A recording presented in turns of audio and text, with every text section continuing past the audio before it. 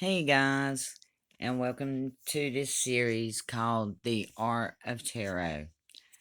In this video, we're just going to be going over the beginning. We're going to talk about, how tarot cards transitioned from a French deck into miniature works of art on each card, basically. This video here is just going to be an overview of and then we'll start breaking it down. This is going to be a pretty long series, so you know I'm just going to do the best I can do with putting it out there. um Tarot has been around since about the 1200 year mark. um Originally it was just a parlor game. It was just like bridge or anything else. It just was a card game. It was a card game, basically. And it was based on the regular deck of, bicycle cards. You got your four suits and all that. There was a few extra cards in it, which, I'll hit on as I go through this. But when it first come around, the first tarot cards showed up in Europe around the 15th century. There wasn't a printing press at that time, so these cards were hand painted, very, very detailed. Uh, Italy, was instrumental in pushing tarot or tarocchi cards. They're called tarocchi in Italy, and they were instrumental in pushing them, and only the wealthiest of the Italian families even had the money to own their own deck. Because, like I say, you had to commission these dozens of tiny little highly detailed paintings, to make a deck. Which there's, were 58 cards in a deck originally. But early tarot cards or tarocchi cards had suits, trump cards, and pips. Tarot cards for divination didn't begin until about the 1700s. Was Jean Baptiste Millet of France, of course. He published the first, divination, the first guide for divination, and where it give a different meaning besides just playing a regular parlor game. He give each card a meaning that included the arts of astronomy and the elements. Each suit is associated with a different element. They're associated with a different zodiac sign. They're associated with disparate aspects of your life. The tarot basically is about life. It's about the life journey. It's you begin and you travel through this journey of spiritual issues, awakenings, meltdown. You know how life is.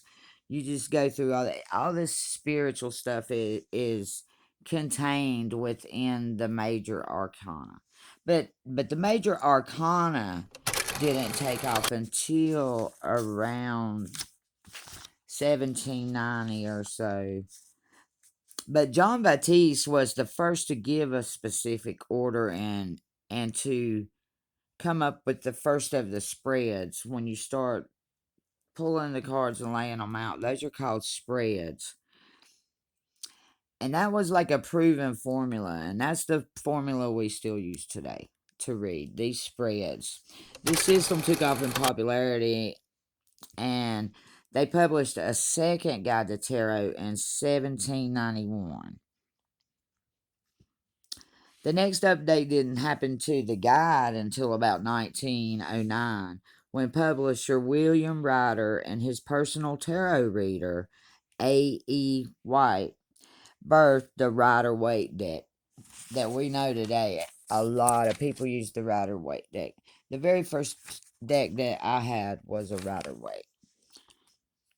But divination didn't, start until, like I said, around the 1790 point, maybe a little earlier. But John Baptiste, he was behind all of it. If basically, we could say that he was the most instrumental in taking tarot from the deck it started out as into what it is now. When you really think about a tarot card deck, the major arcana doesn't really do this. Everything flows. Every card works with the next card and the card before it and the position that it's in. And it all comes together in like this symphony of life. And it's amazing how it does it, because when he started giving the individual cards their own personal stories, each card leads into the next. The ace transitions you into the two transitions you into the three, and so on and so on. When you, like I said, the major arcana is spiritual. It's about judgments and decisions and your heart and your relationship with the universe. Once you go into the minor arcana, you're going more into the physical, human, not so much spiritual, but the physical, material world. And these cards all just like flow like a river into each other and tell the story of our lives. No matter where you place them in that spread, how they are pulled out of order or whatever, it just is amazing how this is like the story of your life, existence, and spiritual being. And every person you read for, it's a different story, but it's all the same cards. I feel like the Bible works on the similar, same cosmic secret formula, because it's guidance. This is guidance. This is not, to me now, this is just my personal opinion, it's not like fortune telling. It's not like telling the future. When I read tarot, it's giving us choices and options and paths to take along our journey. It's advice and guidance and wisdom from our ancestors and spirit guides that are actually controlling what cards are being turned. The reader doesn't have anything to do with what card they turn over. Spirit guides, the divine, that's what's controlling the cards. That's what's giving you the message through the cards. That's why it's a divine symphony of life, the way the story unfolds for each of us in different ways and different situations. It just amazes me the way that it does that. So the last revision of any kind of decks and the guides came around 1970s, and this caused kind of like a tarot card revival. um they just caught on fire with the 19th century.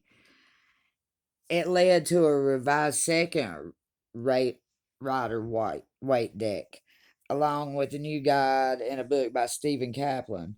But tarot is the most popular of all the divination tools today. It's followed only by pendulums and tea leaves.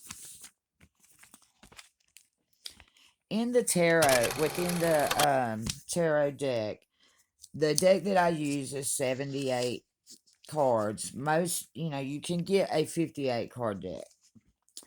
But the standard tarot deck is the 78 card deck. And you begin with the major arcana. Now, I'm not going to go into each card individually in this video, but that'll be the next video. That'll be coming next.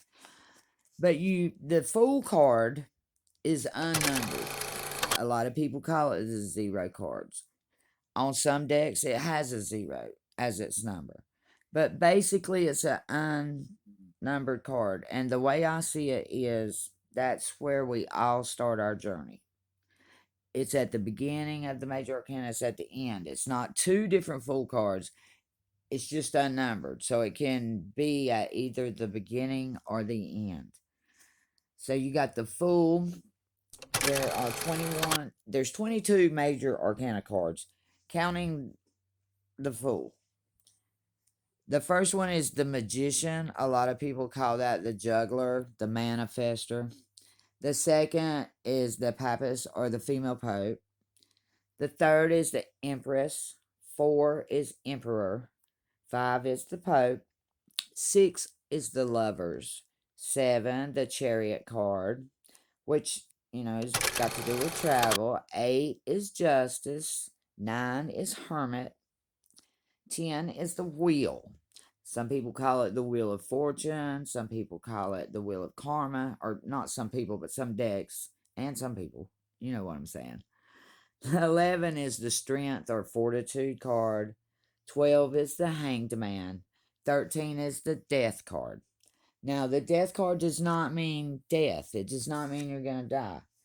My personal belief is you should never ask the tarot, your pendulums, the rods, your runes, when you're going to die or if you're going to die.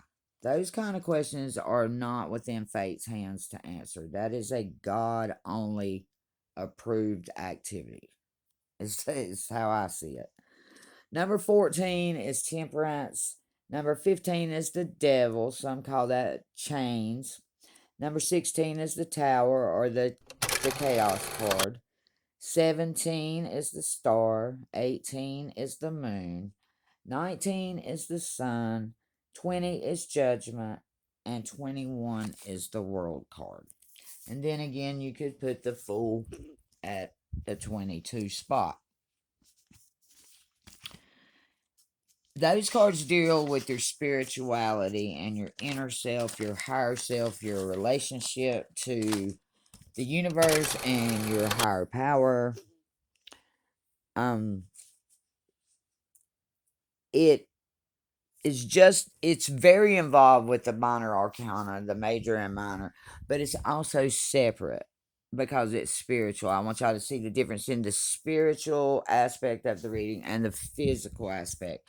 The physical aspect is the minor arcana. And in the minor arcana, there are 4 suits.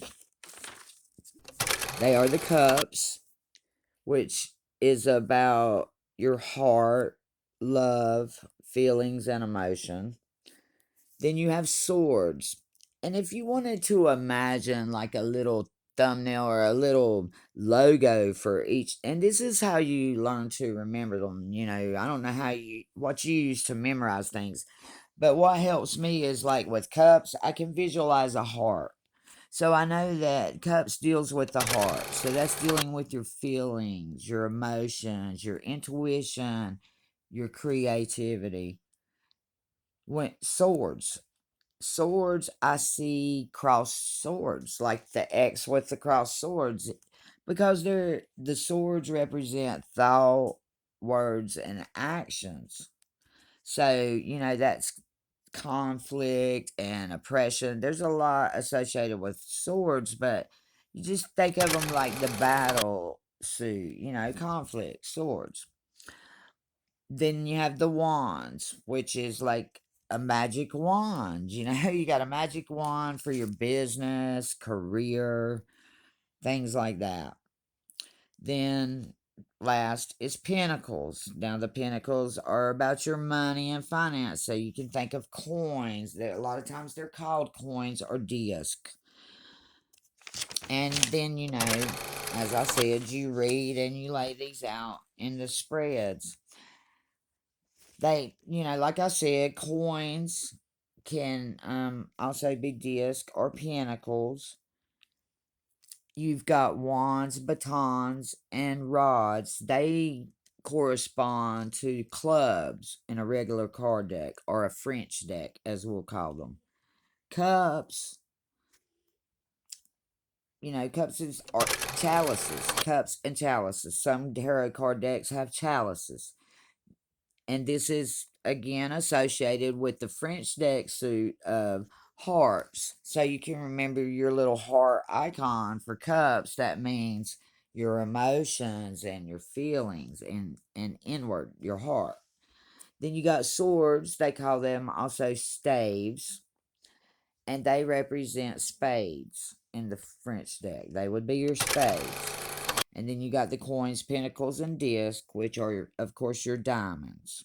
And again, you can see that as either like dollar signs or coins. And then, of course, in each suit, you have 10 numbered cards, which are just all different aspects of what that suit represents.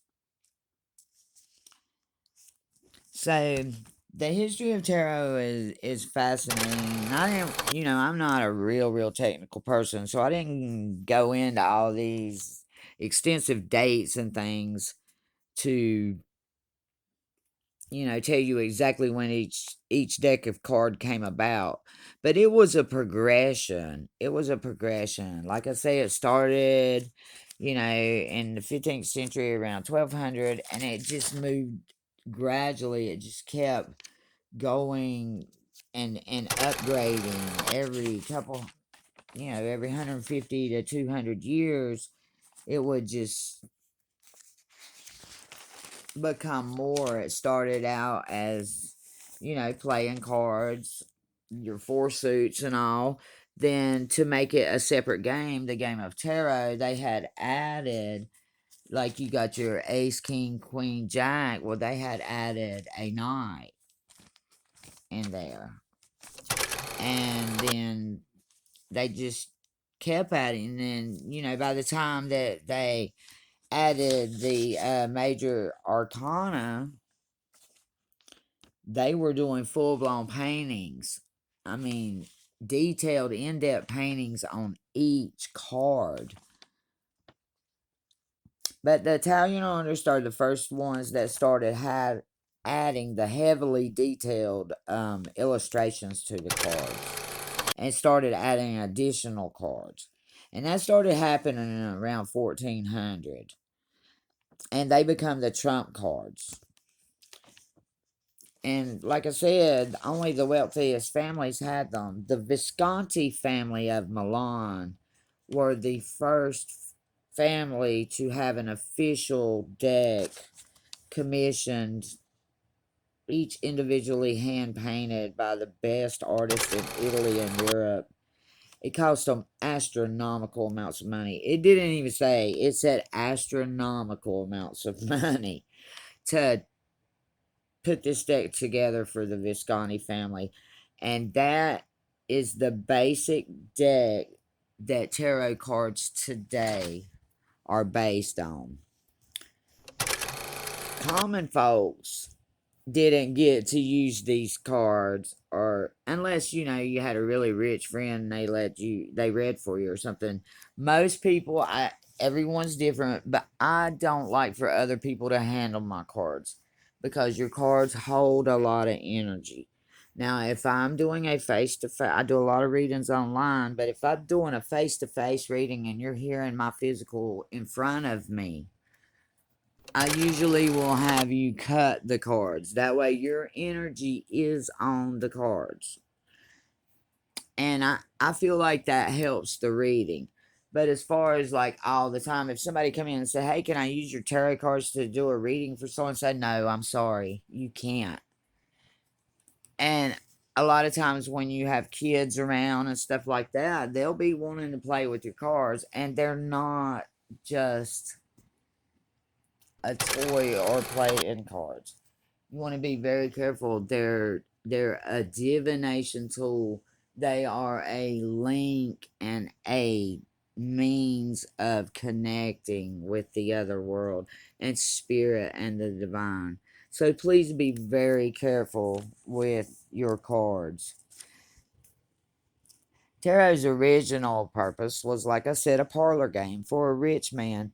But the symbolism that started coming out in tarot over time was derived from esoteric secrets of the Egyptians.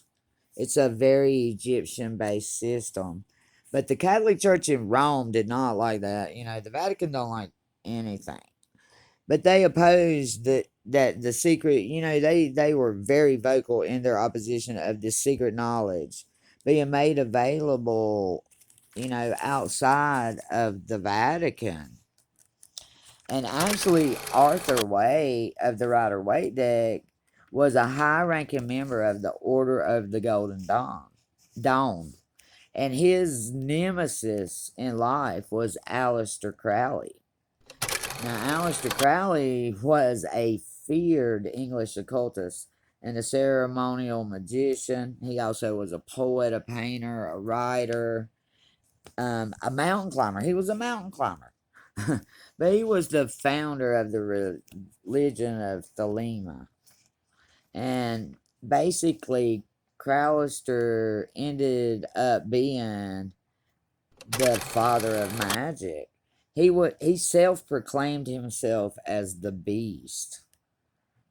He seen himself as the prophet that was entrusted in guiding humanity into the Aeon of Horus.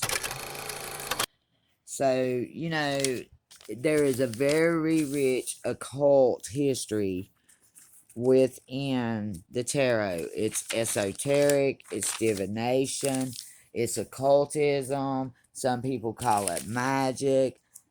Christians in general call it witchcraft. So I would just like to say personally here that if you go into this hard and you find that it's for you, and I'm not ever going to discourage anybody from doing what they want to do, but just know that this is a serious spiritual tool. Do not take this gift lightly. Please use it for good. It can be used for bad. There are people who ask their cards, am I going to die? There are people that read for themselves. I personally do not read for myself. I have someone else read for me. But that's just a personal choice. Also, a lot of people, all the people on YouTube, they just, they use multiple decks. They order their decks off Amazon. I'm not here to tell you how to do your tarot journey. My personal belief, and I'm not telling you this, I'm just telling you what I done. I went for over 10 years without having a deck of cards because my house burnt down. I personally do not buy my own deck of cards. My very first deck was gifted to me by a mentor and a very good friend that I had, within my spiritual journey when I was very young. And I had that deck forever. I never got another deck. I mean, that was it. And then my house burnt down. They burnt up. And it was 10 years before someone else gave me another deck. To me, that meant, maybe my time was, I'd used that deck for years, and they were very accurate. So I'm not saying that I wasn't supposed to be reading or still continuing my spiritual gifts. But the fact that that deck the deck that I use now came when it did, told me that God, or I use God as my source, my divine. It was telling me, now's the time for you to really read, and now's when I'm going to use you. So I would just like to encourage you to use your gift for good to help people. So I do not buy my own tarot cards. But everybody does. I'm not saying that's a thing. I'm just saying that, and I seen the divine take my cards at a certain point in my life, in my life journey, and I seen them give them back to me at another key point in my journey. So I see the synchronicity within the fact that my cards were burnt in a house fire as when I got a new deck. I see all that underlying divine blessing on things like that. And another thing, a lot of people use multiple decks. I think it's great, oracle cards and stuff like that enhance your reading. I just use the one deck. That's just me. I would like to encourage you at beginning, if you're just beginning to read, just use the one deck until you learn what your cards are saying to you, until you get a really good connection and relationship with your cards and the power behind them. There are many, many different forms of cards. There are Egyptian cards. They even got Buffy the Vampire Slayer tarot cards out there, and so that's gonna be a personal choice. Celtic decks are good. Egyptian decks are good. I like gypsy decks. They're light workers, star seeds. You name it, it's out there. There's boards out there to help you with your layouts, with your spreads, with your readings, and it's also a visual aid that helps the person that you're reading for. I don't want to say customer, cause client, because I don't charge, but your client helps who you're reading for, to have a visual aid as far as the spread and the layout goes. Well, that's about all I got for the history of it. If you need more in-depth, like dates and stuff like that, just go to the history of tarot. I use Lambeth and sites like that to get my research off of. Oh, and Britannica. I used a Britannica, the encyclopedia, to read, about the history. So I hope that this has been a decent overview. What I'm going to do in the next video is go into the major arcana. We're going to start with the Fool, and we are going to go learn about each card all the way through that. That is 22 cards. That's going to keep us busy for a while. I think what I'm going to try to do is put out one video on a major arcana card, and then I'm going to try for the next 4 weeks to put out one video a week on the 4 different suits, because swords mean something, wands, cups, you got the elements, you've got the astrological signs. We've got a lot to cover, and this is gonna be great. I'm gonna learn a lot, and I hope that I can help you learn too. So thank you for being here. I really appreciate you, and we will see you next time.